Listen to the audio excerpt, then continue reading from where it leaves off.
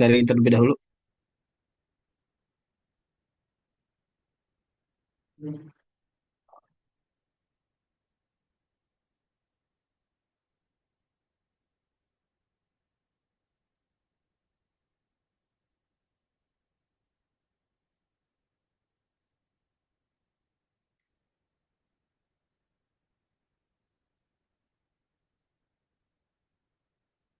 Ya, Bismillahirrahmanirrahim. Assalamualaikum warahmatullahi wabarakatuh.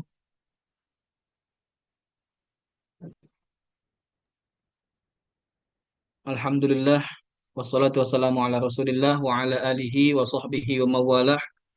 La hawla wa la quwata illa billah. Nama ba'du yang kami hormati, dosen kami, Bapak Dr. Zakaria Sunbis, serta teman-teman pemakalah dan juga teman-teman lainnya. Bersyukur pada sore hari ini kita akan melanjutkan kembali kuliah kita metodologi penelitian tafsir. Kita masuk pada materi hari ini yaitu terkait Living Quran, sebuah pendekatan dalam kajian Al-Quran. Akan dipresentasikan oleh kami bertujuh, saya Lukmanul Hakim, kemudian nanti ada Halimatus Sa'diyah, kemudian Ahmad Musyadid Nur Bashir, kemudian Fatahil Al-Mahfuz, lalu Dimas Muhammad Walinuha, Farid Husnin Nafi, dan Andi Muhammad Awaludin Syam. Baik, saya awali terlebih dahulu.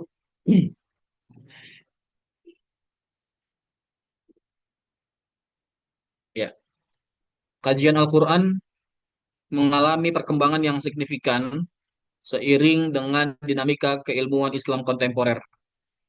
Jika pada masa klasik, kajian Al-Quran lebih berfokus pada aspek tekstual melalui pendekatan tafsir, maka pada era modern hari ini muncul berbagai pendekatan yang lebih kontekstual dan interdisipliner. Salah satunya yaitu adalah dengan metode Living Quran.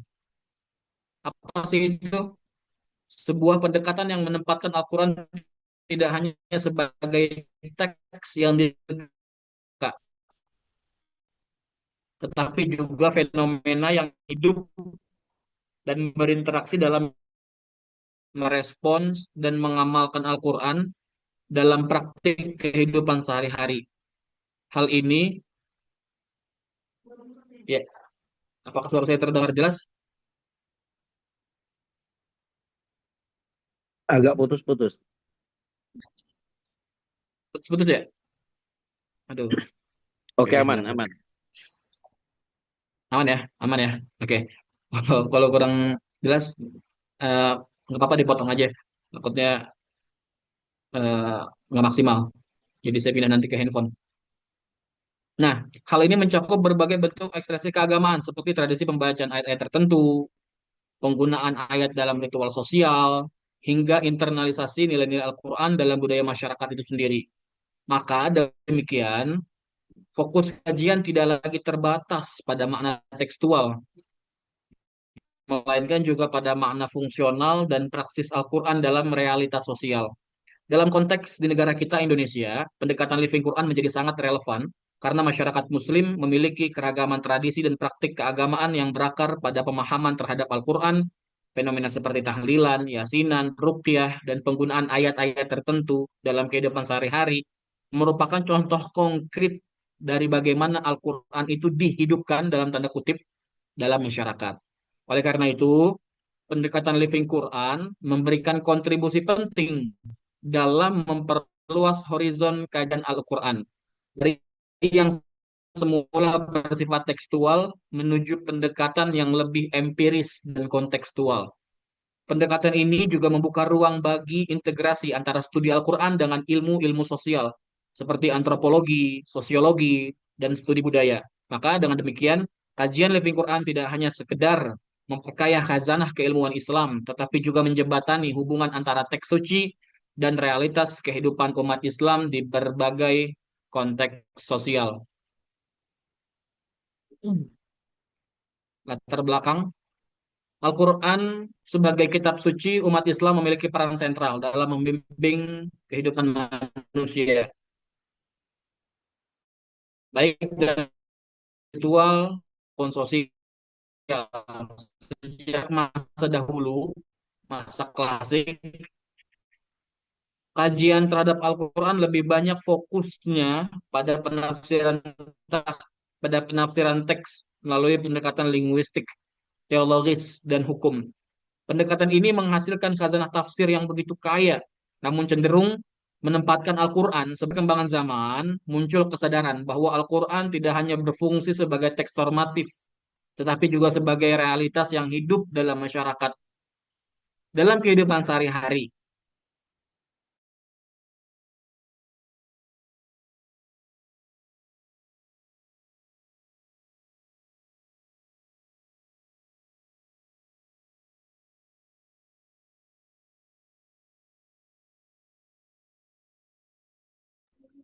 Suaranya hilang, Ustaz. Orangnya juga hilang, Set.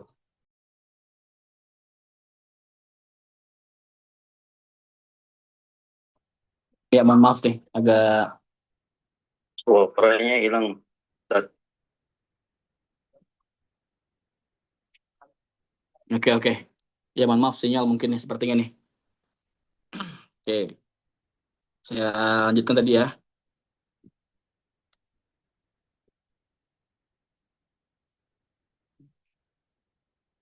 Bentar.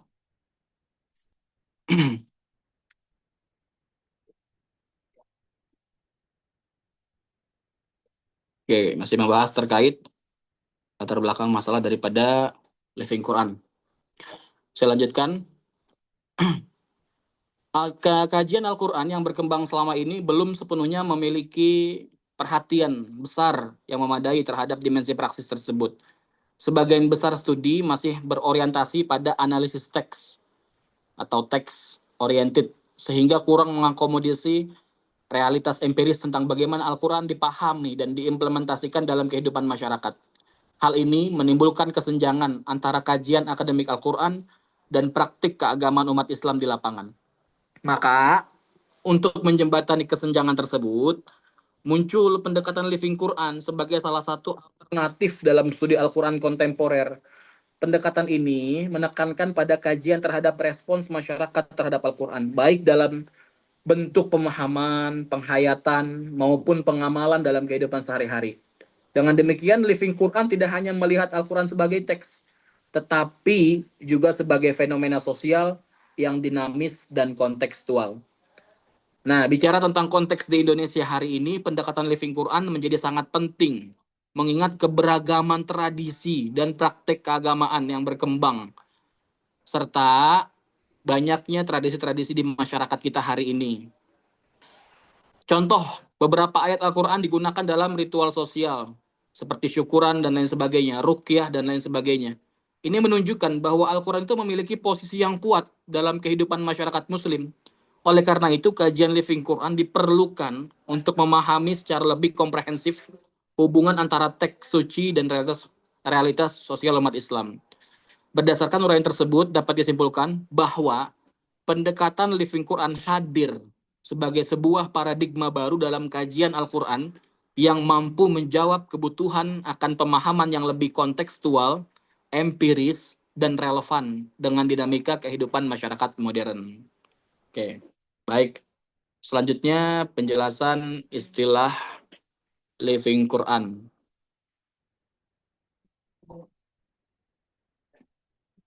Silahkan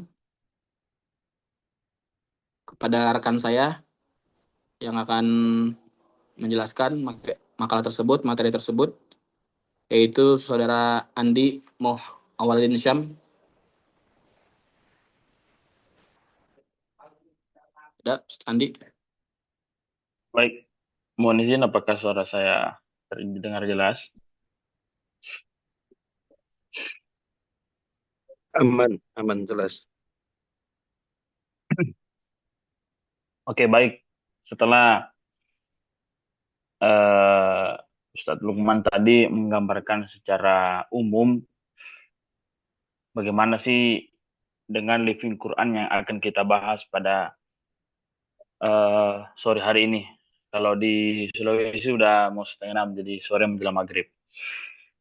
Nah, ditinjau dari segi bahasa, living Quran gabungan dari dua kata yang berbeda, yaitu living yang berarti hidup dan Quran yaitu kitab suci umat Islam.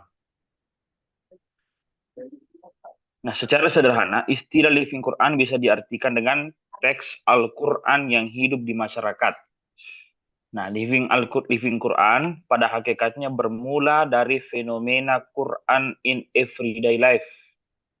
Ya, yakni makna dan fungsi Al-Quran yang real dipahami dan dialami masyarakat muslim.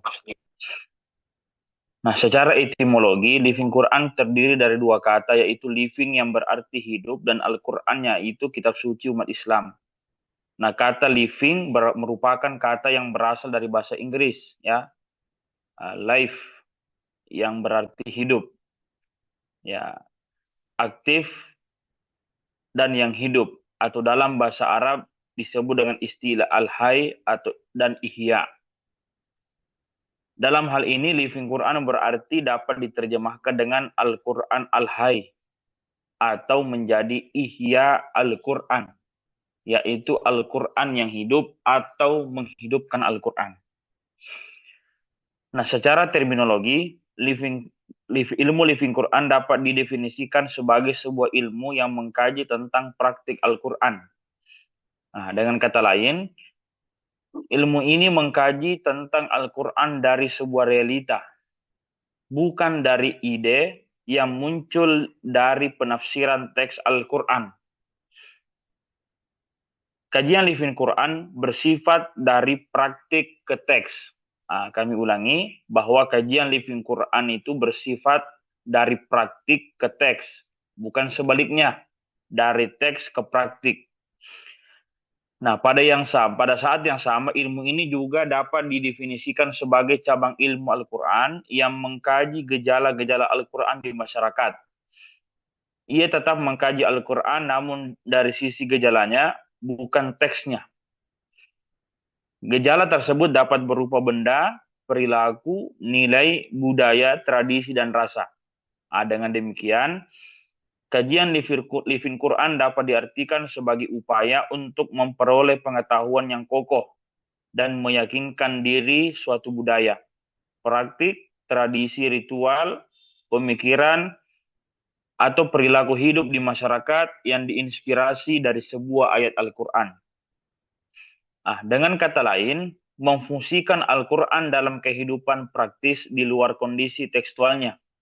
Memfungsikan Al-Quran seperti ini muncul karena adanya praktik pemaknaan Al-Quran yang tidak mengacu pada pemahaman atas pesan tekstualnya, tetapi berlandaskan adanya fadilah dari unit-unit tertentu teks Al-Quran bagi kepentingan praktis kehidupan keseharian umat.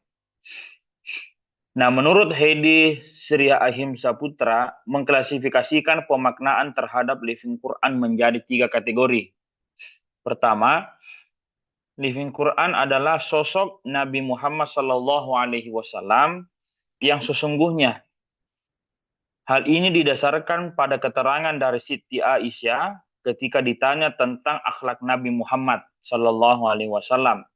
Maka beliau menjawab, akhlak Nabi adalah Al-Quran. Dengan demikian, Nabi Muhammad SAW adalah Al-Quran yang hidup atau living Al-Quran. Kedua, ungkapan living Quran juga bisa mengacu pada suatu masyarakat yang kehidupan sehari-harinya menggunakan Al-Quran sebagai kitab acuannya. Acuan mereka hidup dengan mengikuti apa-apa yang diperintahkan Al-Quran dan menjauhi hal-hal yang dilarang di dalamnya. Sehingga masyarakat tersebut seperti Al-Quran yang hidup. Nah, Al-Quran yang berwujud dalam kehidupan sehari-hari mereka. Nah, ketiga, ungkapan tersebut juga dapat berarti bahwa Al-Quran bukanlah hanya sebuah kitab, tetapi sebuah kitab yang hidup, yaitu perwujudannya dalam kehidupan sehari-hari begitu terasa dan nyata, serta beraneka ragam, tergantung pada bidang kehidupannya. Nah, maka istilah living Quran dapat kita artikan secara singkat bahwa living Quran itu merupakan Al-Quran yang hidup, ya, atau sebuah tradisi yang sebuah tradisi atau adat istiadat yang terjadi di tengah masyarakat, yang itu dari praktik itu ternyata ketika dikaji itu selaras dengan apa yang ada di dalam Al-Quran. Jadi pengertian singkat dari living Quran itu adalah Al-Quran yang hidup. Ya, mungkin seperti itu pengertian istilah dari living Quran. Baik, selanjutnya kami serahkan kepada teman lain untuk melanjutkan sejarah tentang living Quran. Ya, silakan kepada Saudara Dimas Muhammad Ulinuha. Assalamualaikum warahmatullahi wabarakatuh.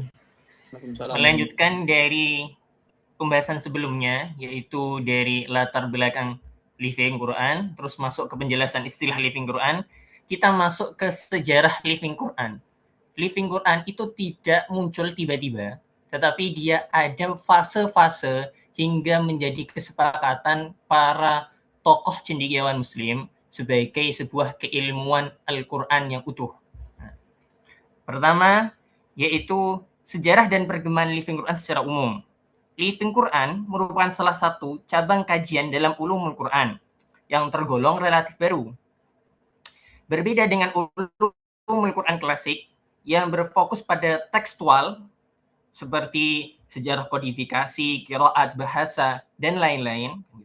Sedangkan living Quran menitik beratkan pada pola interaksi umat Islam dengan Al-Quran.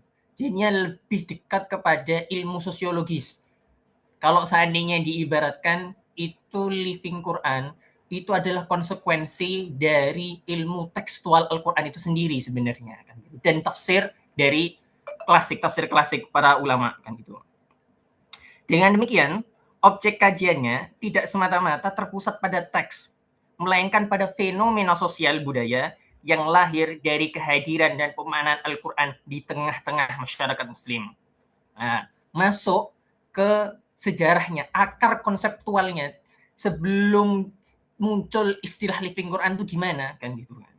Secara konseptual, living Quran tidak lahir dalam ruang hampa, melainkan berakar kuat pada perkembangan studi Islam modern yang banyak dipengaruhi oleh pendekatan Western Islam Studies kan gitu. Termasuk Fazlur Rahman, terus nanti ada Abdullah Said dan murid-murid Fazlur Rahman lah kebanyakan kan gitu. Pergeseran ini menandai perubahan orientasi dari kajian tekstual normatif Al-Quran tersebut kepada empiris kontekstual kan gitu. Dalam konteks ini, maksudnya konteks ini itu ya living Quran dengan pendekatan Western Islam Studies itu, pendekatan Barat atau istilahnya itu outsider itu, maka kebanyakan tokoh-tokoh Muslim dari Indonesia itu merasa bahwa living Quran ini adalah produk Barat kan gitu. Makanya agak tidak disukai, ada bentuk sikap sinisme dari tokoh-tokoh Muslim Indonesia sebagian kan gitu. Nah, masuk ke secara genealogis, gagasan living Quran dapat kita telusuri pada pemikiran tadi itu Fazlur Rahman melalui konsep living tradition. Walaupun pada saat itu yang dimaksud living tradition dari Fazlur Rahman belum menjadi sebuah kajian keilmuan khusus terhadap kajian ulumul Quran kan gitu.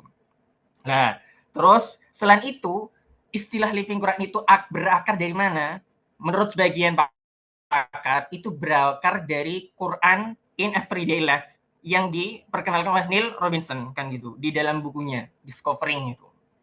Nah, lebih lanjut kontribusi sarjana seperti lagi Christina Nelson, terus Farid Esak dan Nasr Hamid Abu Zaid kan gitu. Memiliki kontribusi besar dalam menempatkan Al-Quran secara kerangka praksis sosial dan komunikasi manusiawi kan gitu.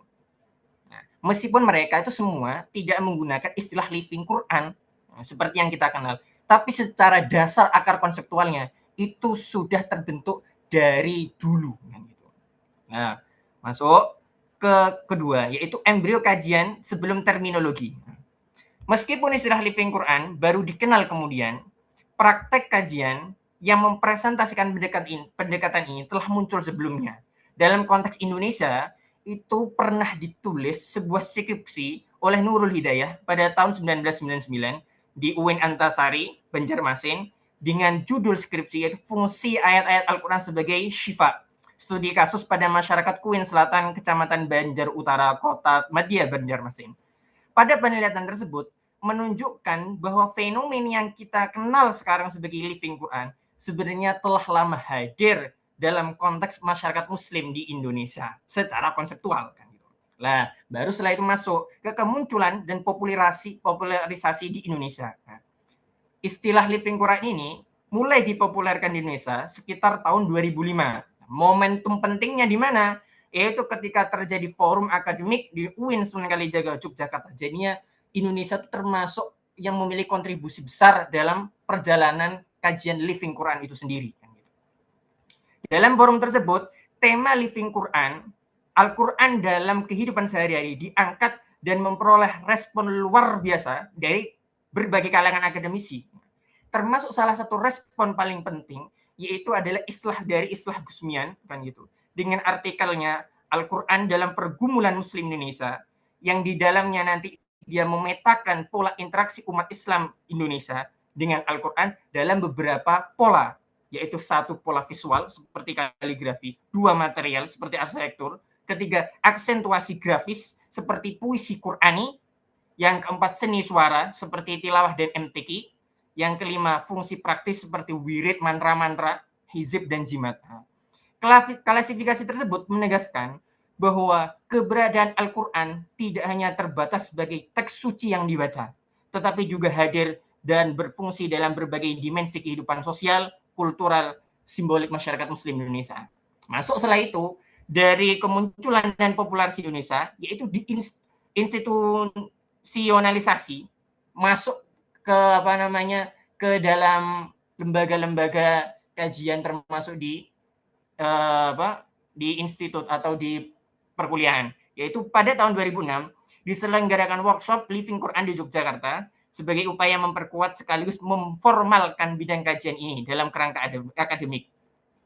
Salah satu hasil penting dari kegiatan tersebut 1 tahun setelahnya yaitu munculnya buku Metodologi Penelitian Living Quran pada tahun 2007 yang menjadi pijakan awal bagi pengembangan studi-studi selanjutnya yang ditulis oleh sejumlah dosen UIN termasuk Pak Mansur, Pak Khairuddin, dan termasuk Pak Abdul Mustaqim dan Profesor Al-Fatih Suryadilaga kan gitu, dan Nur Najwa.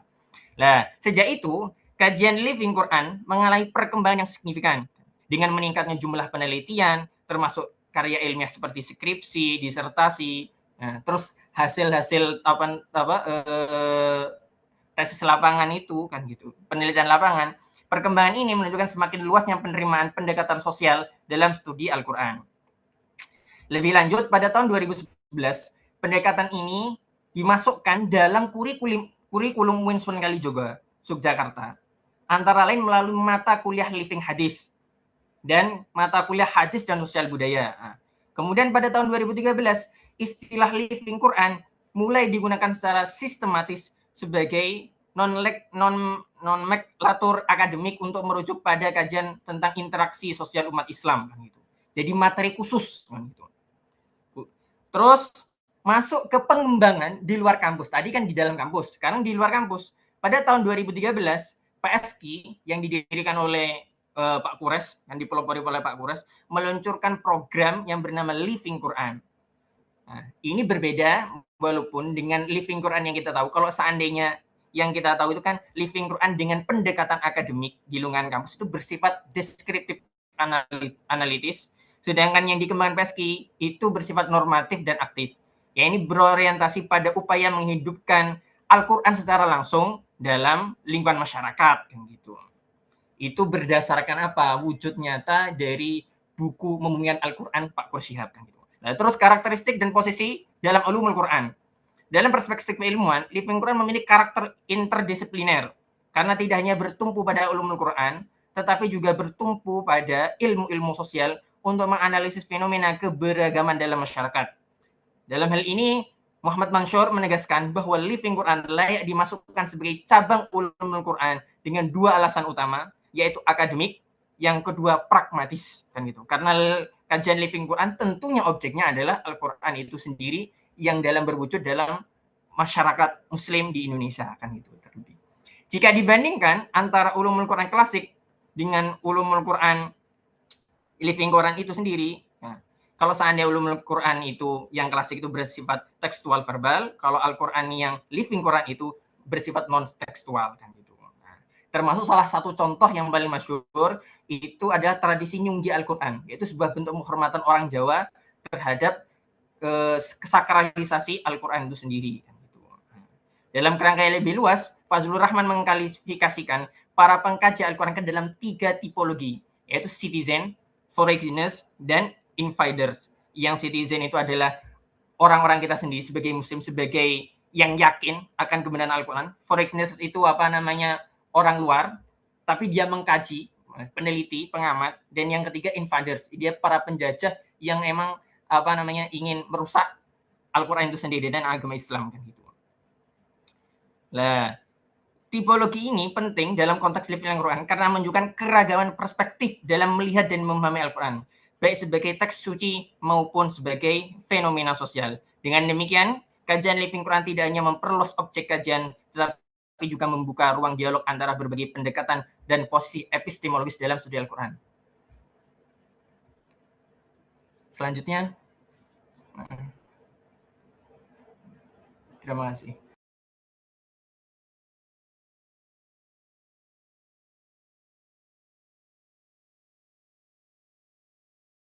Ya, silakan Ustaz Fatah. Melanjutkan dari apa yang disampaikan oleh Ustaz Dimas, hanya saja mungkin saya akan berusaha untuk memberikan penjelasan mengenai Living Quran dalam sejarah gitu ya. Sebenarnya konsep Living Quran itu sendiri merupakan salah satu pendekatan dalam studi Quran yang menekankan bagaimana teks suci itu bisa hadir dan berfungsi dalam kehidupan nyata umat Islam itu sendiri. Nah, pendekatan ini tidak hanya melihat Al-Quran sebagai teks normatif yang ditafsirkan, tapi juga sebagai fenomena sosial yang dipraktikkan, dialami dan dihidupkan dalam berbagai dimensi kehidupan. Maka dengan demikian, Living Quran berusaha menjembatani antara teks dan realitas sosial umat. Nah, secara historisnya, praktik Living Quran sebenarnya telah dimulai sejak masa awal Islam. Tadi sudah dijelaskan oleh Ustaz Andi juga, khususnya pada periode Nabi Muhammad SAW. Di masa itu Al-Quran tidak hanya dibaca, kemudian tetapi juga langsung diamalkan oleh Nabi dan para sahabatnya dalam kehidupan sehari-hari. Gitu. Para sahabat juga menjadikan Al-Quran sebagai pedoman hidup yang konkret, baik dalam ibadah, muamalah maupun etika sosial. Hal ini memang menunjukkan bahwasanya Al-Quran hidup dalam praktik, bukan hanya sekedar teks yang dibaca. Nah, salah satu bentuk nyata Living Quran dalam pada masa awal Islam adalah praktik yang sering kita kenal sekarang juga ya, ada praktik tilawah dan tahfiz seperti yang dicontohkan oleh para sahabat seperti Abdullah bin Mas'ud ya, dikenal sebagai penghafal dan pembaca Al-Quran yang menjadikannya sebagai pedoman hidup. Dan tradisi itu ya, praktik tilawah dan tahfiz itu berlanjut hingga sekarang gitu, dalam bentuk pendidikan tahfiz di berbagai lembaga Islam. Nah, praktik ini menunjukkan bagaimana Al-Quran itu diwariskan secara lisan dan praktis dari generasi ke generasi. Selain itu, penggunaan ayat-ayat Al-Quran juga digunakan sebagai doa dan media penyembuhan atau yang kita sering kenal dengan pengobatan ruqyah. Itu juga termasuk bentuk Living Quran yang telah ada sejak masa klasik.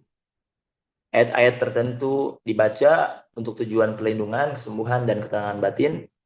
Dan praktik ini mencerminkan bahwasanya Al-Quran tidak hanya berfungsi sebagai petunjuk intelektual, tetapi juga memiliki dimensi yang kuat dalam kehidupan umat Islam.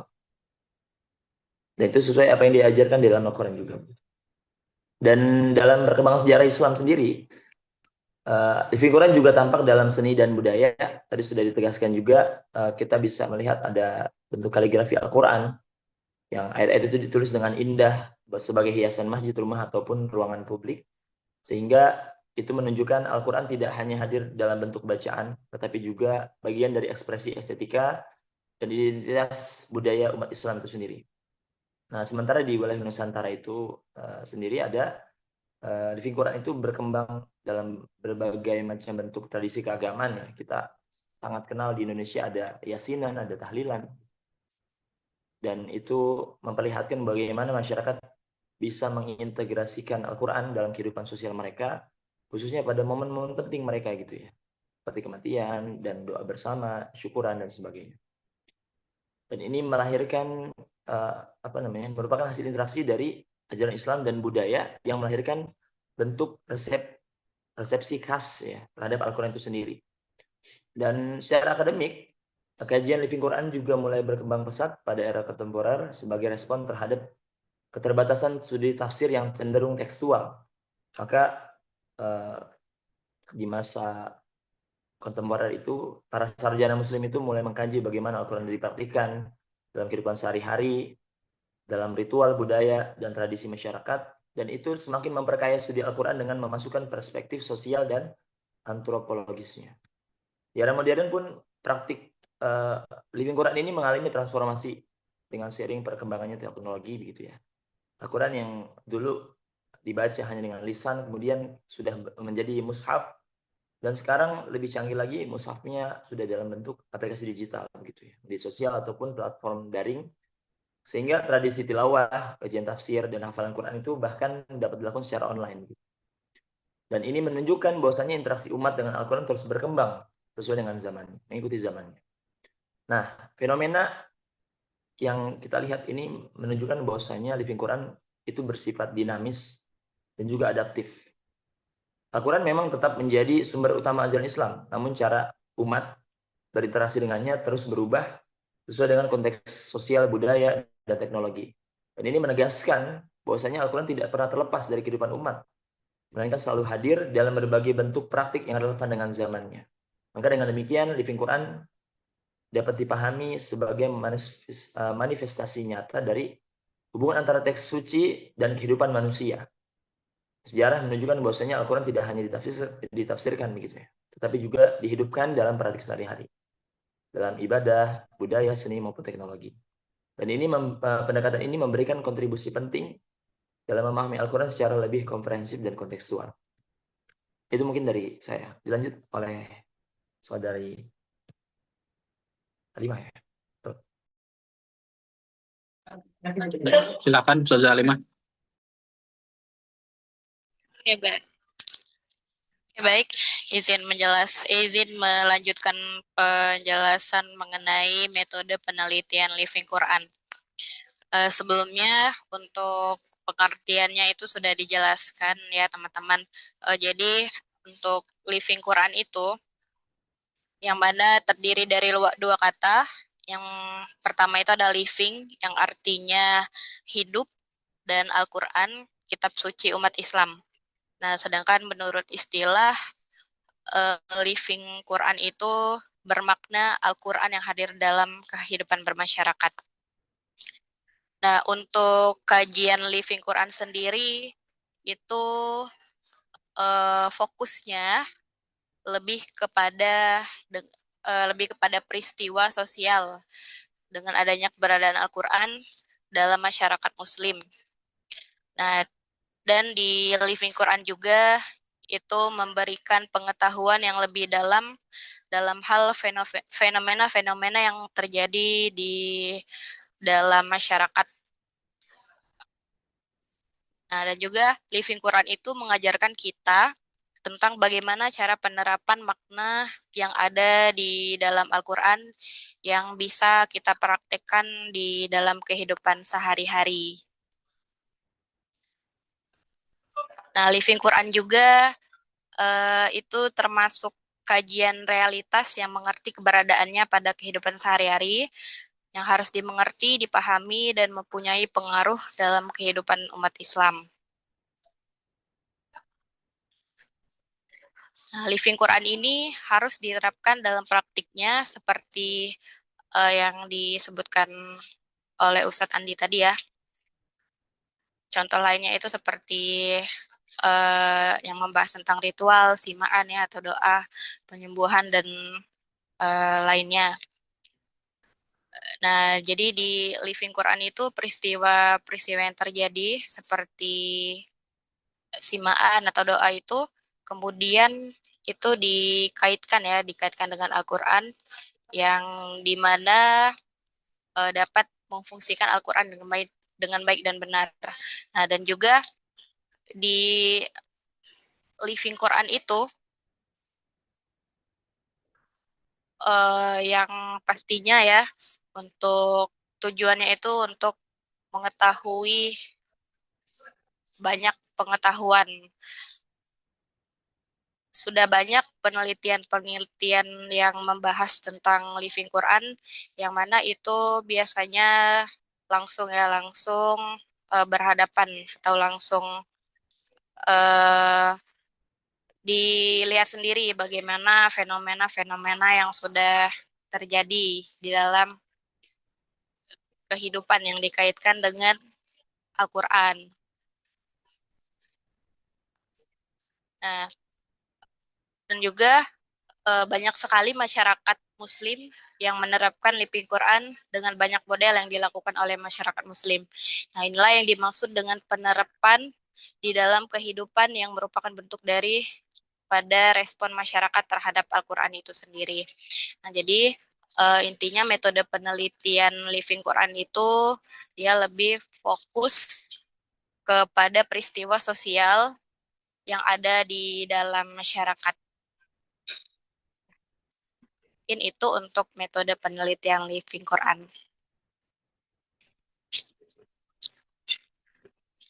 Selanjutnya akan dilanjutkan oleh Ustadz Husnin.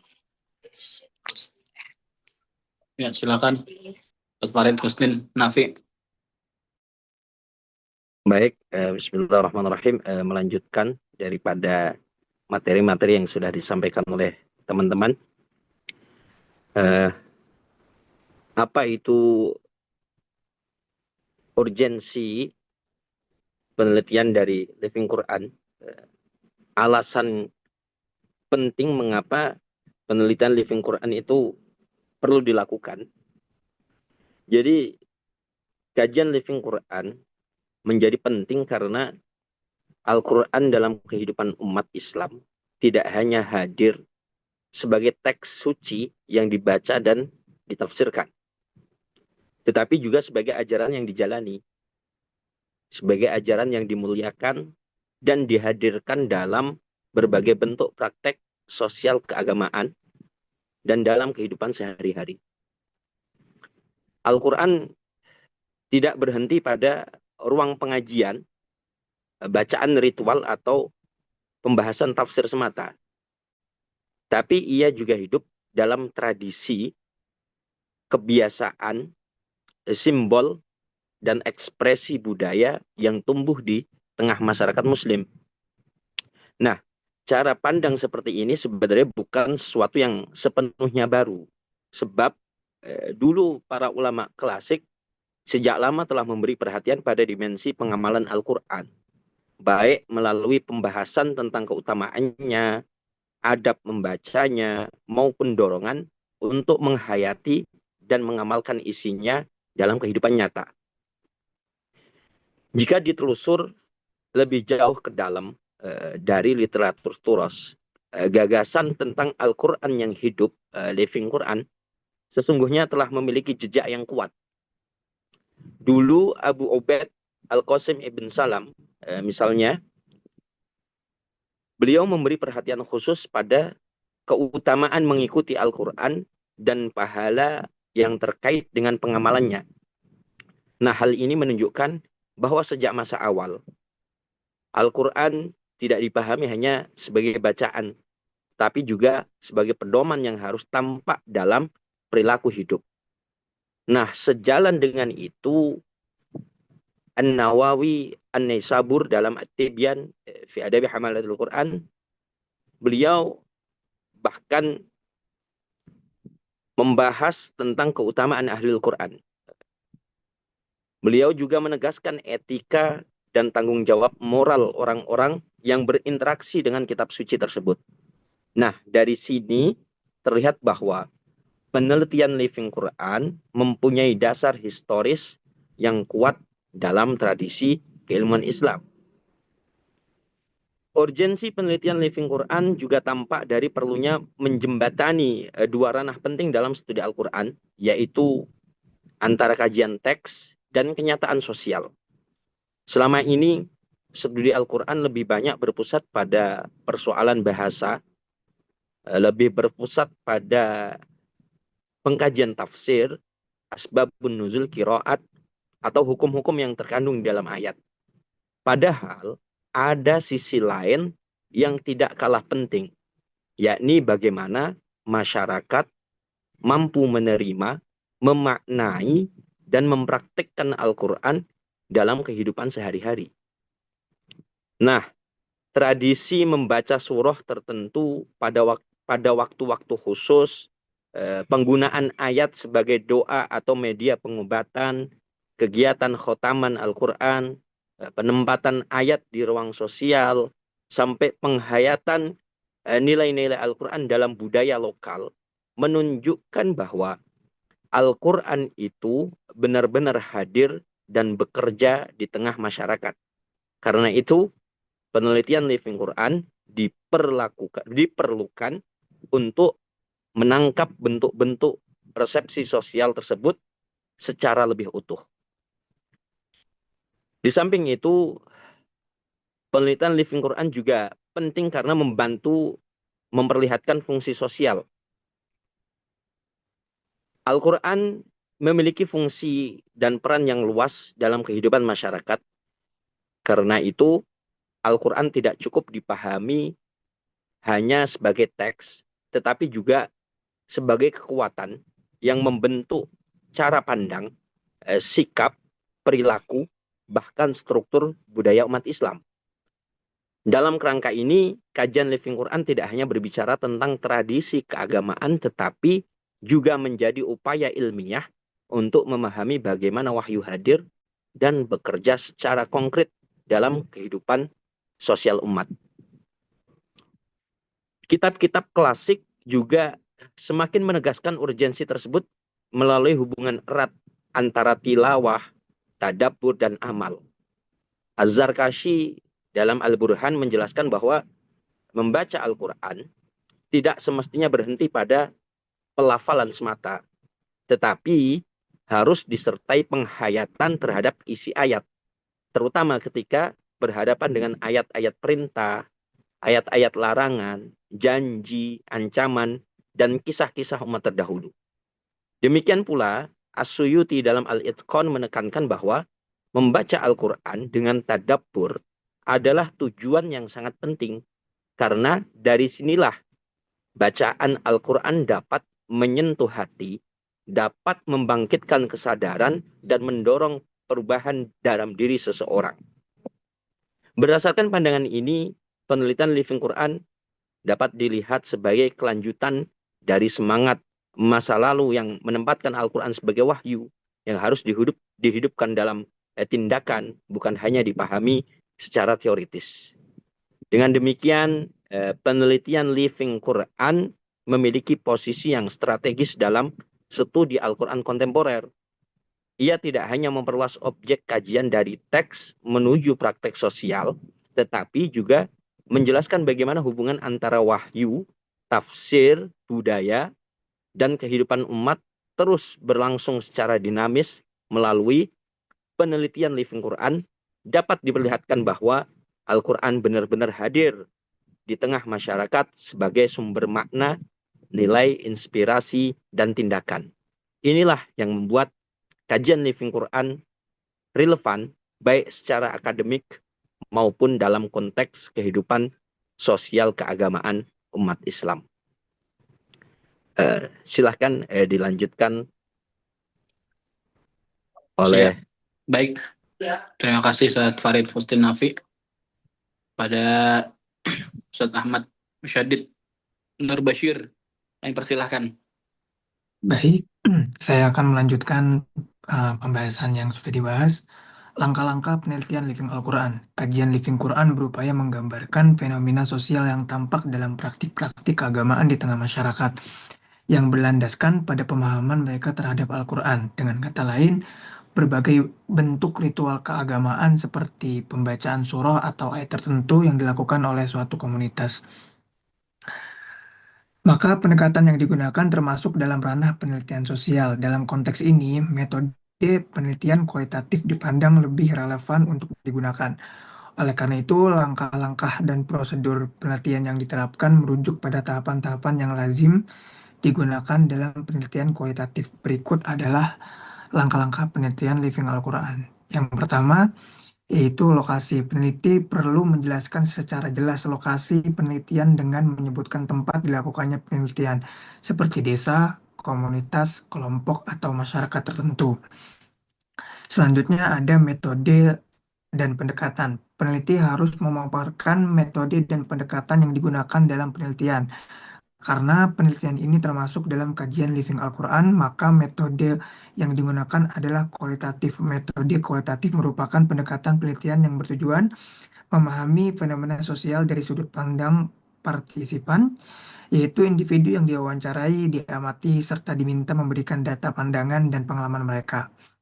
Selain itu, peneliti juga perlu menjelaskan bahwa pengumpulan data dilakukan melalui pendekatan deskriptif, yakni pendekatan yang berfokus pada pengkajian secara mendalam terhadap kondisi aktual, latar belakang, serta interaksi dalam suatu unit sosial, baik individu, kelompok, lembaga, maupun masyarakat. Yang ketiga, sumber data. Sumber data merujuk pada subjek atau asal diperolehnya data. Unit data dapat berupa individu, kelompok, benda, atau situasi sosial tertentu. Misalnya, aktivitas individu atau kelompok yang menjadi objek penelitian. Peneliti juga perlu menetapkan kriteria subjek penelitian seperti informan awal yang memberikan informasi dasar saat penelitian dimulai, serta informan kunci yaitu pihak yang dianggap paling memahami dan menguasai informasi terkait masalah yang diteliti.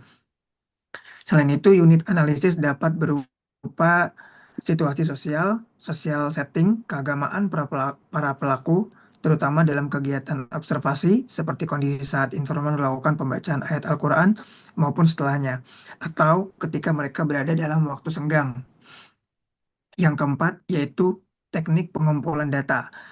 Informasi mengenai rasionalitas praktik pembacaan Al-Quran yang dipahami sebagai kekuatan magis digali oleh peneliti sebagai instrumen utama melalui wawancara mendalam terhadap para pengamalnya. Teknik ini memungkinkan peneliti menelusuri latar belakang kehidupan keagamaan informan, baik sebagai individu maupun sebagai tokoh dalam masyarakat. Dari sini dapat diungkap pengalaman dan pengetahuan baik yang tampak maupun yang tersembunyi, mencakup masa lalu, kondisi sekarang, hingga harapan keagamaan di masa depan. Dalam pelaksanaannya, peneliti perlu menciptakan suasana yang membuat responden terbuka dan leluasa dalam menyampaikan informasi. Wawancara berlangsung secara fleksibel, menyerupai diskusi santai namun tetap berada dalam kerangka yang terarah. Pertanyaan yang diajukan hendaknya sederhana dan dekat dengan kehidupan responden, mencakup aspek identitas, pengalaman, pengetahuan, pandangan, perasaan, serta pengalaman indrawi. Selain wawancara, mengumpulkan data juga dilakukan melalui observasi terhadap perilaku responden baik verbal maupun nonverbal dalam aktivitas individu maupun kelompok. Observasi ini dapat mencakup berbagai kegiatan keagamaan seperti mujahadah, sholat berjamaah, pengajian diskusi, hingga praktik pengobatan atau ruqyah. Dalam proses ini, peneliti perlu membangun kedekatan dengan responden agar kehadirannya diterima dan tidak menimbulkan kecurigaan. Yang kelima, ada metode analisis data. Peneliti perlu menjelaskan metode analisis data yang digunakan dalam penelitian. Salah satu pendekatan yang dapat diterapkan adalah model analisis interaktif yang mencakup 3 tahapan utama, yaitu reduksi data, penyajian data dilakukan dengan menyusun informasi yang telah dikumpulkan ke dalam bentuk yang sistematis dan terorganisir. Dengan demikian, data menjadi lebih ringkas dan jelas. Yang keenam adalah validitas data untuk memastikan keabsahan data sekaligus menghasilkan kesimpulan yang dapat dipertanggungjawabkan. Peneliti melakukan uji validitas melalui Triangulasi data dalam hal ini peneliti memanfaatkan berbagai sumber data untuk mengkaji informasi yang sama, sehingga kebenaran data dapat diperiksa dan diperkuat dari berbagai sudut pandang. Melalui langkah-langkah tersebut, penelitian Living Quran diharapkan mampu menghasilkan gambaran yang utuh, mendalam, dan komprehensif mengenai permasalahan yang dikaji. Pada akhirnya, penelitian ini juga diharapkan melahirkan kesimpulan yang bersifat empiris induktif, yakni berangkat dari data lapangan menuju perumusan temuan yang lebih konseptual. Yang terakhir yaitu penyajian data. Penyajian data pada dasarnya memuat dua hal utama. Pertama, hasil analisis data yang disajikan dalam bentuk narasi rinci berdasarkan penuturan file informan secara apa adanya tanpa disertai komentar, penilaian, atau interpretasi dari peneliti. Kedua, bagian pembahasan yang berisi dialog antar temuan lapangan dengan teori-teori yang digunakan, sehingga data yang diperoleh dapat dianalisis secara lebih konseptual. Dalam peneliti kualitatif, analisis data berlangsung melalui proses induksi, interpretasi, dan konseptualisasi. Data dikumpulkan sekaligus dianalisis secara bertahap sejak peneliti mulai menetapkan fokus rumusan masalah dan lokasi penelitian. Selanjutnya, data yang telah dirinci tersebut diolah agar lebih mudah difahami dan dimaknai, sehingga peneliti dapat menangkap gagasan yang tersembunyi di balik narasi informan. Proses ini mengarah pada pembentukan konsep melalui tahapan interpretasi hingga konseptualisasi. Secara teknis, data dapat diorganisasi ke dalam beberapa bagian seperti kode, catatan lapangan, kategori, dan konsep. Proses pengumpulan dan analisis data mencakup informasi mengenai kondisi lokasi penelitian, riwayat hidup, keagamaan responden, serta data utama yang berkaitan langsung dengan fokus penelitian. Dalam tahap lanjut, peneliti menerapkan seleksi data dengan prinsip inklusif-eksklusif, yakni memilah data yang relevan dan mengabaikan yang kurang mendukung. Proses ini melibatkan kategorisasi dalam pencarian hubungan antar konsep secara terus-menerus, hingga melahirkan hipotesis. Analisis berjalan secara interaktif dan tidak linier. Titik jenuh pada akhirnya penelitian diarahkan untuk menyerumuskan konsep atau tesis, khususnya terkait rasionalitas tindakan pembacaan Al-Quran sebagai kekuatan magis yang ditelusuri dari kesadaran pertimbangan dan pola pikir informan dalam praktik tersebut. Contoh-contoh karya dan penelitian Living Quran. Kajian Living Quran dalam beberapa dekade terakhir menunjukkan perkembangan yang cukup signifikan, baik dalam bentuk karya konseptual maupun penelitian lapangan yang beragam. Hal ini terlihat dari hadirnya sejumlah buku yang mengulas aspek ontologis, epistemologis, hingga metodologis Living Quran, serta penelitian empiris yang menyoroti bagaimana Al-Quran dipraktikkan, dimaknai, dan dihidupkan dalam kehidupan sehari-hari masyarakat Muslim. Karya-karya tersebut tidak hanya memperkuat landasan teoritis, tapi juga memperkaya perspektif tentang resepsi sosial terhadap Al-Quran dalam berbagai konteks seperti tradisi, pesantren, ritual keagamaan, hingga praktik pengobatan berbasis ayat-ayat Al-Quran. Oleh karena itu, berikut ini beberapa contoh karya dalam penelitian yang dijadikan rujukan dalam memahami perkembangan studi Living Al-Quran seperti yang sudah dicantumkan di dalam makalah. Selanjutnya saya kembalikan ke moderator.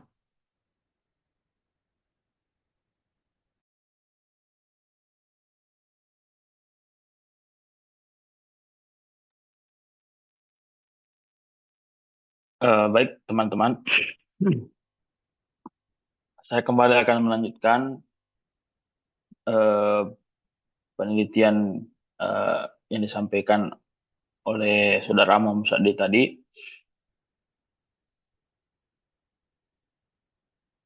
Urgensi kayaknya Ustadz Dimas ya? Atau langsung ke contoh penelitian?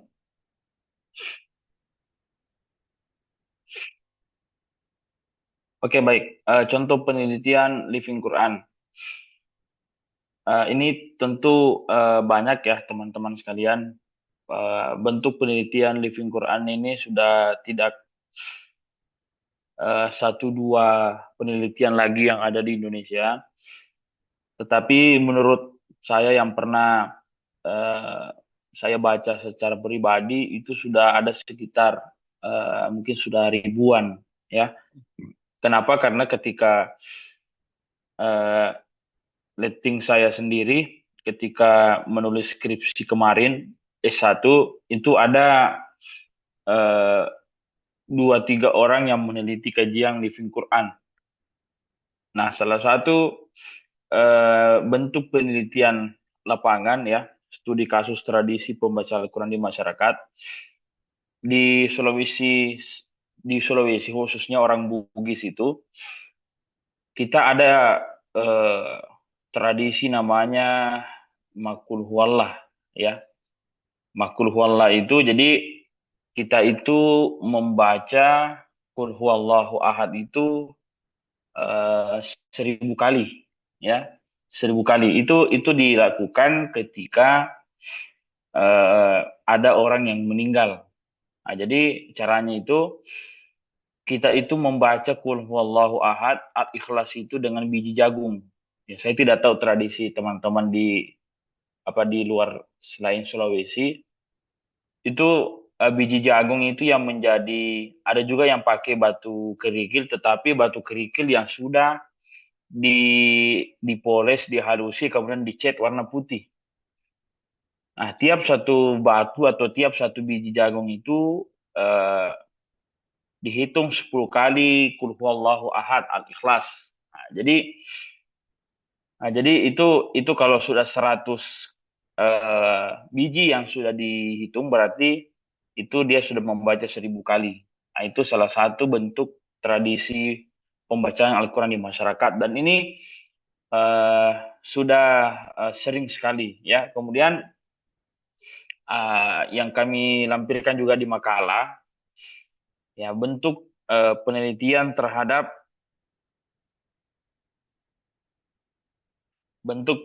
terhadap pembacaan surah Al-Kahfi di pondok pesantren. Nah, ini kan sebuah tradisi ya. Kita kan terutama kita semua yang alumni pesantren ini ketika malam Jumat itu kan kita membaca surah Yasin dan seringkali ditambah dengan surah Al-Kahfi. Ini kan bentuk tradisi yang dilakukan secara turun-temurun dan bahkan sudah menjadi adat istiadat di tengah masyarakat. Nah, di masjid-masjid itu bahkan tiap malam Jumat itu merupakan selalu membaca surah Yasin antara maghrib isya. Nah, ini merupakan contoh konkret yang ada di masyarakat bagaimana sebuah tradisi pembacaan Al-Quran di masyarakat itu sendiri. Nah, jadi mungkin ini gambaran secara umum ya, bagaimana beberapa contoh penelitian tentang living Quran itu sendiri. Oke, baik, mungkin itu dari kami sebagai pembahas makalah untuk contoh penelitian living Quran ini. Kami kembalikan kepada Ustaz Lukman sebagai moderator.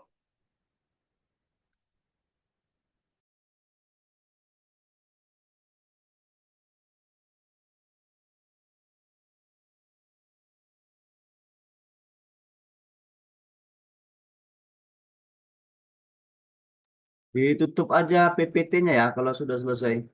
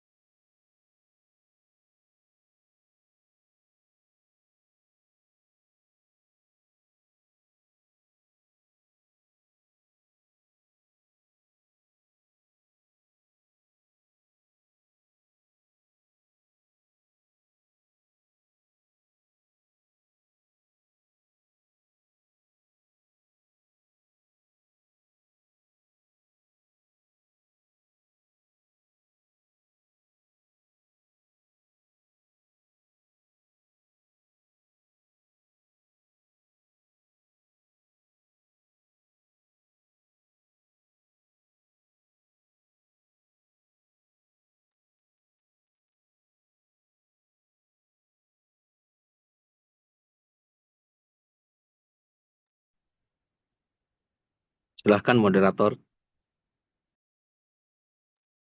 Ya, baik.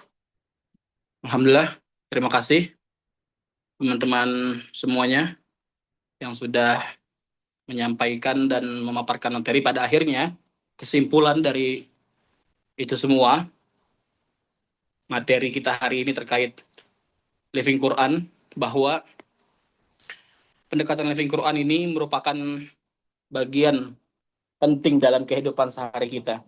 Ini menjadi sebuah paradigma baru dalam studi Al-Quran yang tidak hanya menempatkan Al-Quran sebagai teks normatif, tetapi juga sebagai fenomena sosial yang hidup dan berinteraksi dengan masyarakat. Kajian ini menekankan sebagaimana Al-Quran dipahami, diamalkan, dan direspons dalam kehidupan sehari-hari umat Islam, baik dalam bentuk tradisi, ritual, maupun praktik budaya. Akhirnya, melalui pendekatan Living Quran, Al-Quran tidak hanya dikaji dari sisi tafsir tekstual, tetapi juga dilihat dari dimensi empiris dan kontekstual, seperti pembacaan ayat Al-Quran dalam tradisi tertentu, penggunaan ayat untuk pengobatan, hingga peran Al-Quran dalam membentuk nilai sosial dan spiritual masyarakat. Dan yang terakhir, Living Quran memperluas cakupan studi Al-Quran menjadi lebih interdisipliner, melibatkan ilmu sosial seperti antropologi dan sosiologi. Pendekatan ini memberikan kontribusi penting dalam memahami bagaimana Al-Quran benar-benar hidup di tengah umat, serta menunjukkan bahwa interaksi manusia dengan Al-Quran bersifat dinamis, kontekstual, dan terus berkembang sesuai zaman. Setelah itu sudah paparan makalah kami. Lalu kami persilakan kepada rekan-rekan semua yang ingin bertanya. Silahkan.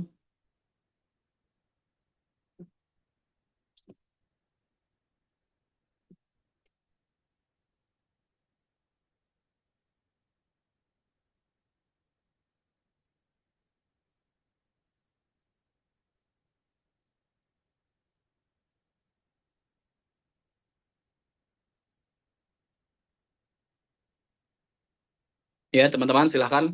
Yang ingin menambahkan, mengkritik, bertanya, atau sekedar memberikan saran, kami persilahkan.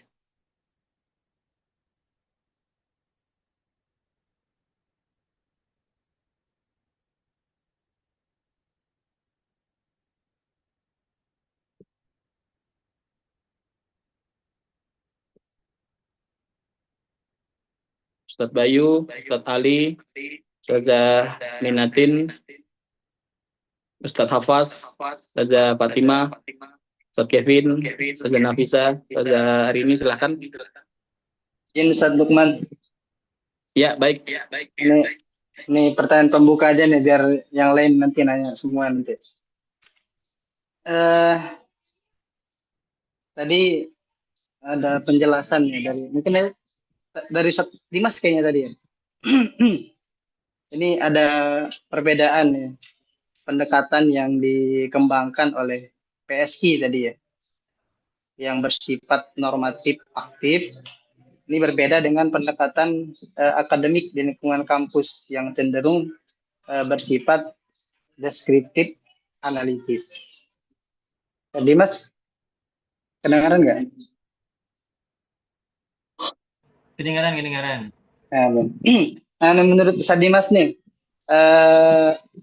ini yang lebih efektif dari kedua pendekatan ini yang mana?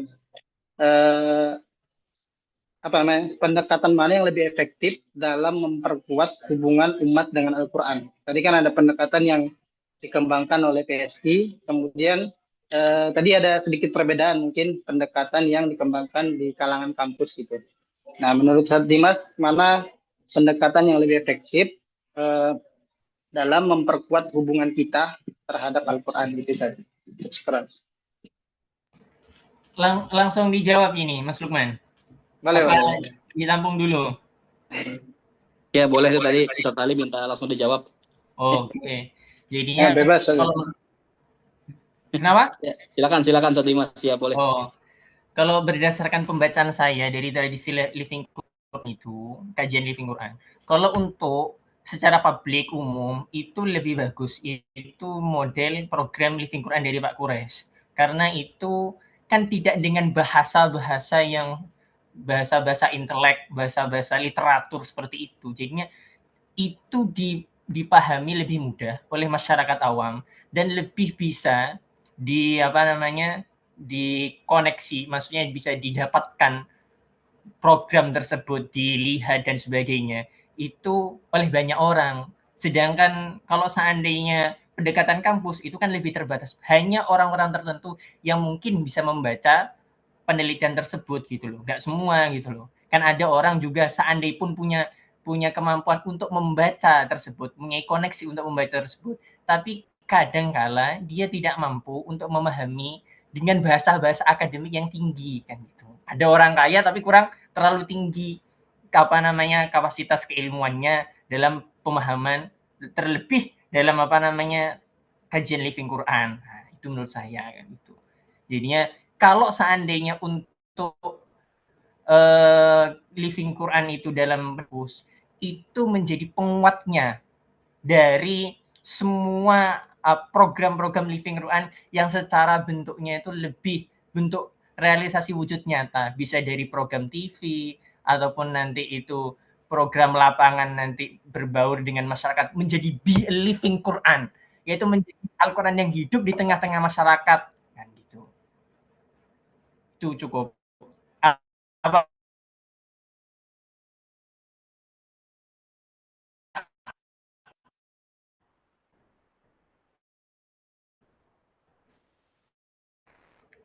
kurang jelas sekali. Ya, cukup Sadimas. Berarti menurut Sadimas ini kedua pendekatan ini tidak bisa dipisahkan ya. Ini saling menguatkan lah ya. Tapi memang tadi pendekatan yang dilakukan oleh PSG itu lebih mudah dipahami oleh masyarakat gitu ya. Iya. Ya, gitu ya. Betul. Berarti pendekatan akademik itu ya sebagai penguat gitu ya. Atau gimana, Ustaz? Iya, dia jadi sumber bisa dibilang itu sumber bisa dibilang sumber ilmiahnya, data ilmiahnya. Oh, kalau seandainya seperti ini yang dilakukan dalam tengah masyarakat, itu nanti akan menimbulkan ini loh ya, akan ini. Itu bisa menjadi acuan nanti untuk keberlanjutan program living Quran secara nyata di masyarakat, di tengah masyarakat gitu.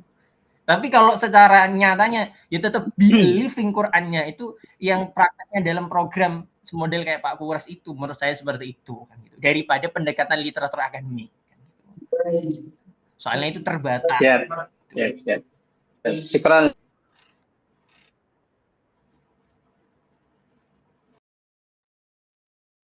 Iya. Bagaimana Ustadz Ali dengan jawaban Ustadz Dimas? Cukup, Ustaz. Oke. Jadi sudah dijelaskan.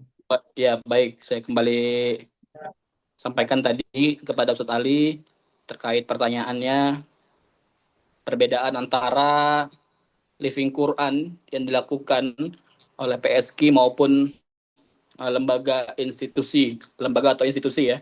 Dalam hal ini adalah lingkungan akademik, lingkungan kampus, di mana PSG yang Ustadz Dimas sampaikan tadi menggunakan pendekatan normatif aktif, ya, berbasis dari bukunya Prof. Quraisy, yaitu Membumikan Al-Quran. Kalau dia implementasikan pada pendekatan living Quran, maka sudah pasti yang dilakukan oleh Pak Quraisy terkait membumikan Al-Quran itu sendiri sudah sangat berasa dan kita bahkan lakukan dalam keseharian kita, begitu ya. Misal Pak Quraisy itu dalam bukunya menyampaikan bahwa marilah kita menjadi manusia yang peduli terhadap sesama, gitu kan, melakukan filantropi Islam, gerakan sedekah subuh atau kepedulian sosial. Ini kan ini kan sejalan gitu. Ini kan sejalan dengan ayat Quran itu sendiri. Gitu kan? Masalul ladzina yunfiquna amwalahum fi sabilillahi kamatsali habbatin ambatat sab'a sanabil. Yang bahwa orang yang bersedekah atau menafkahkan hartanya di jalan Allah seperti sebutir biji, maka dia akan menumbuhkan 7 butir. Begitu. Atau Al-Quran berbicara tentang ekonomi. Ya kita bumikan Al-Quran tersebut. Wailul lil mutaffifin, celakalah orang-orang yang curang dalam takaran atau timbangan. Atau Al-Quran berbicara tentang ilmu, adab, pendidikan edukasi dini Qur'ani bagi anak-anak. Al-Quran menjelaskan Iqra' bismi rabbikal ladzi khalaq. Living Quran itu. Al-Quran mengajarkan manusia agar mereka sabar, menjadi manusia yang tidak mudah marah, wal kadziminal ghaidh, dan kemudian mudah memberikan maaf kepada orang lain, wal afina 'anin nas. Nah, itulah salah satu membumikan Al-Quran itu sendiri. Kira-kira begitulah Ustadz Ali. Kalau saya tambahkan dari penjelasannya Ustadz Dimas yang menyampaikan gerakan PSI, Pusat Studi Al-Quran, karena kebetulan saya sendiri orang Ciputat, jadi tahu PSI tersebut, dan banyak program-programnya itu yang memang dirasakan nyata manfaatnya oleh masyarakat. Nah, itulah Living Quran. Baik, terima kasih Ustadz Ali dan Ustadz Dimas yang sudah. Satu kelas.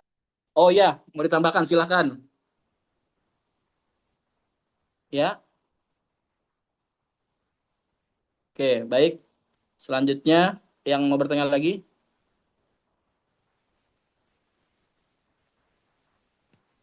Teman-teman?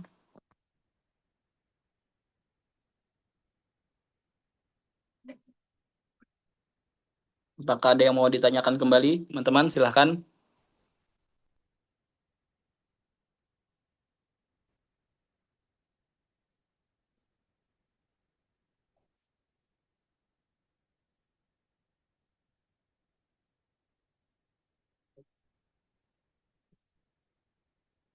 Kalau tadi Ustadz Andi bilang apa Ustadz? Maku huwallah ya? Apa?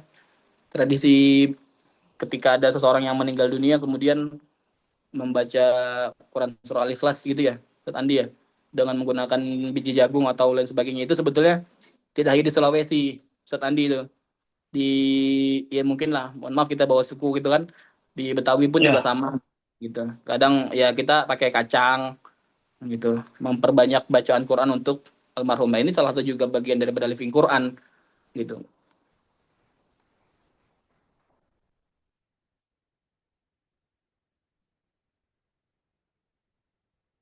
Ya, bagaimana rekan-rekan yang lain?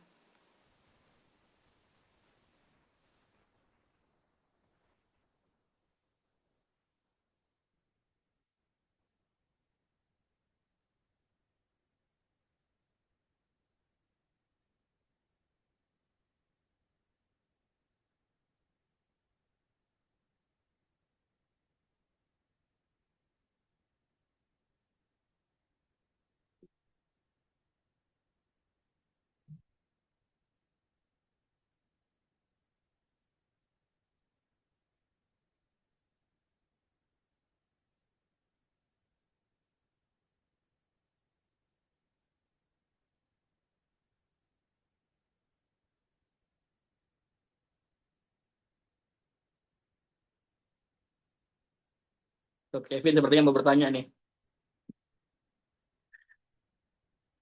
Apakah ada yang mau ditanyakan, Mr. Kevin?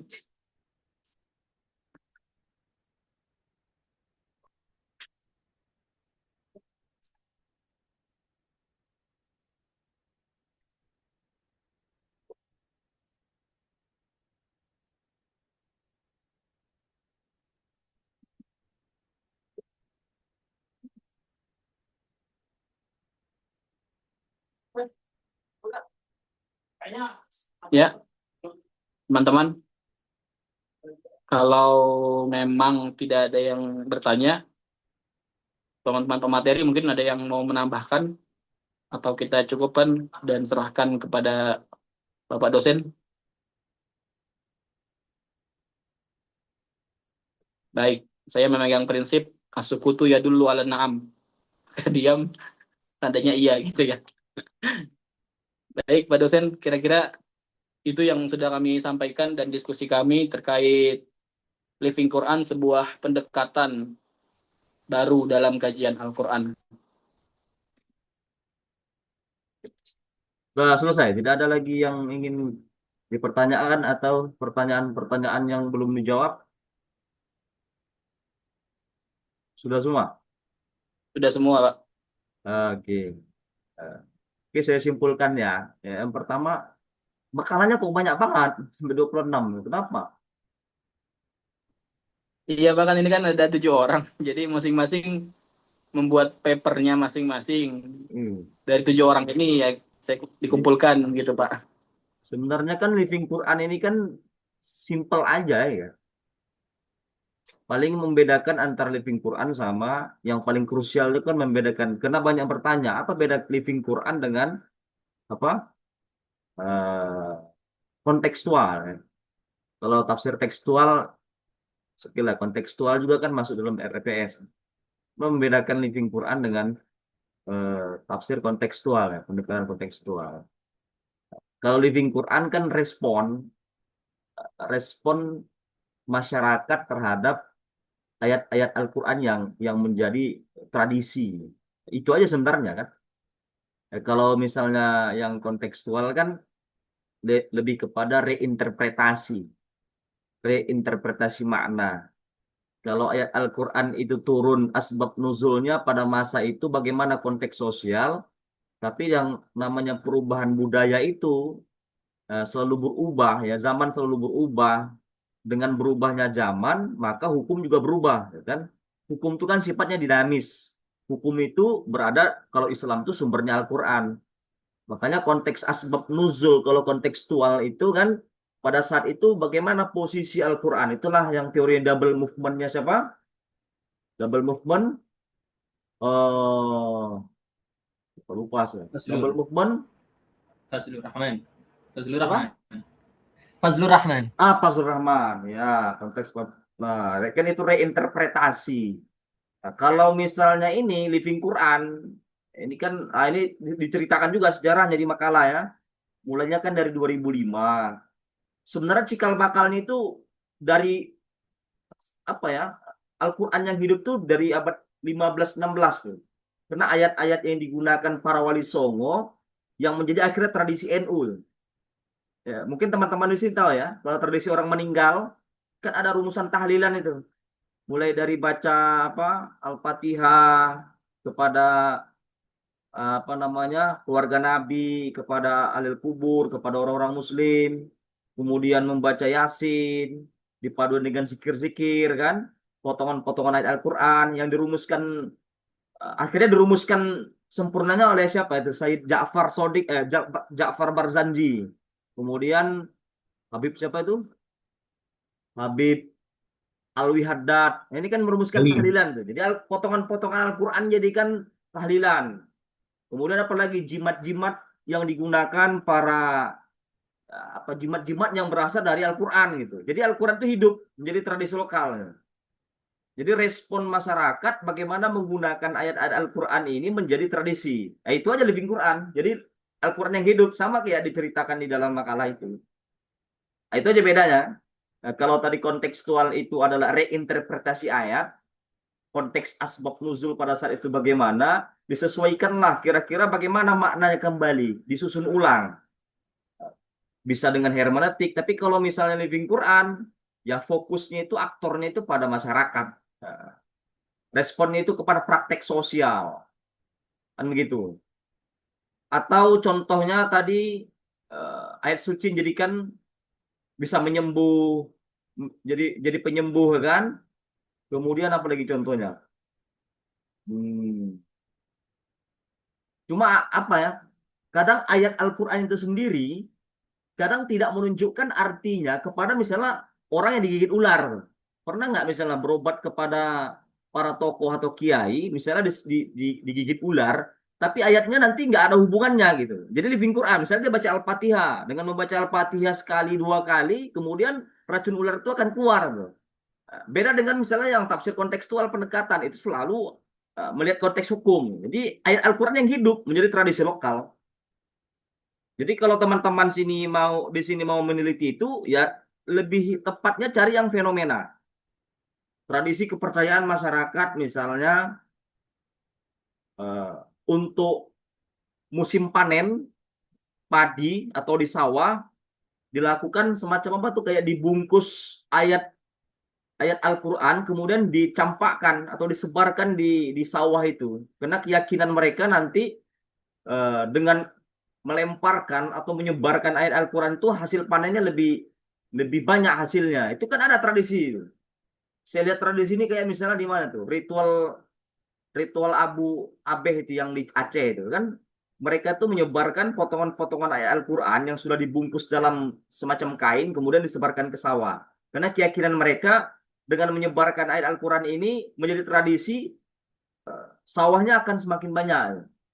Nah ini keyakinan. Meskipun ada juga saat musim apa ya istilahnya, musim trap. Oh musim trap ya.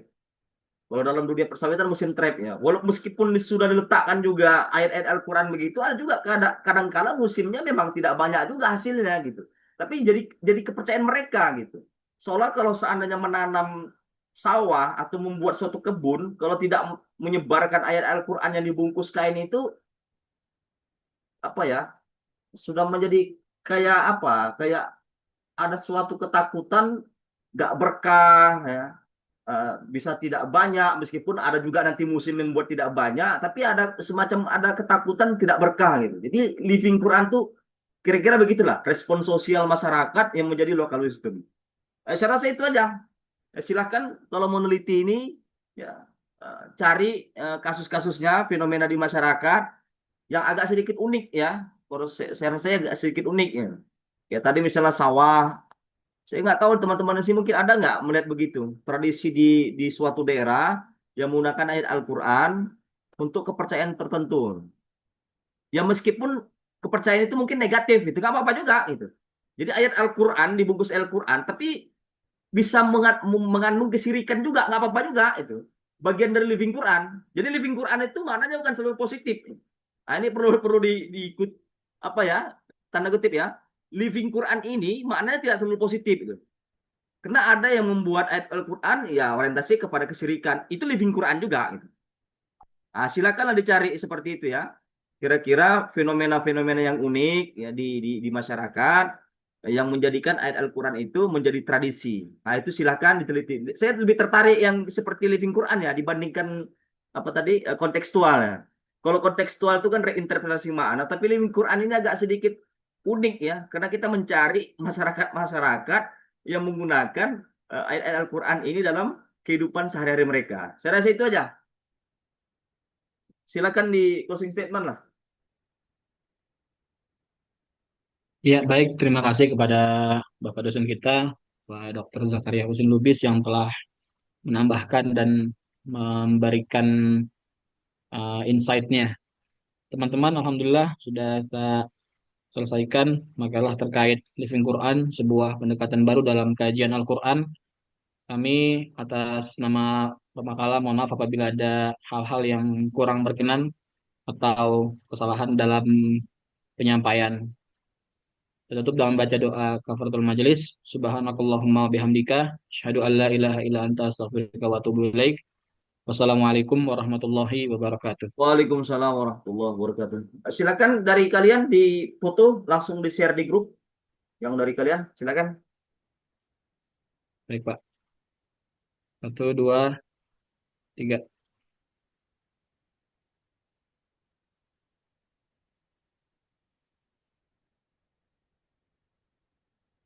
Ya, sudah, Pak. Belum ada masuk saya lihat di grup. Oh iya, belum share, Pak. Baru dipoto. Langsung di share. Oh ya, siap, siap. Bentar, Pak.